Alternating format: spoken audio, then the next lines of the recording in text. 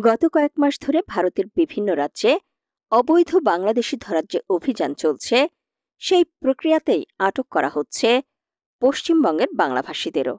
ওইসব রাজ্য থেকে পশ্চিমবঙ্গ পুলিশের কাছে আটক হওয়া ব্যক্তিদের পরিচয় যাচাই করা হচ্ছে।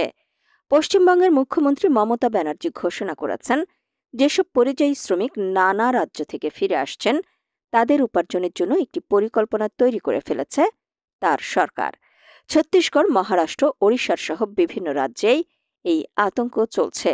তবে তার মধ্যে বাংলাদেশি হিসেবে আটকের ভয়ে দিল্লি লাগোয়া উত্তর ভারতের হরিয়ানা রাজ্যের গুরুগ্রাম জেলা উল্লেখযোগ্য। এই জেলা ছেড়ে যারা পশ্চিমবঙ্গে ফিরে আসছেন তাদের বেশিরভাগই মুসলমান। তারা কর্মস্থল ছেড়ে ফিরে এসেছেন নিজের রাজ্যে, অর্থাৎ পশ্চিমবঙ্গের নানা জেলায়।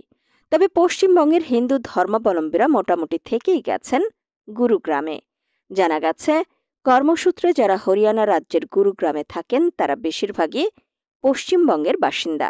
তারা অনেকেই সম্প্রতি সেখানকার পুলিশের হাতে আটক হয়েছিলেন বাংলাদেশি সন্দেহে। ভারতের নাগরিকদের বায়োমেট্রিক আইডি সিস্টেম, আধার কার্ড সহ সব পরিচয়পত্র থাকলেও তা মানছে না সেখানকার পুলিশ। আটকের পর ছেড়ে দিলেও কোনো কাগজপত্র দেয়া হচ্ছে না বলেও অভিযোগ করেন অনেকেই।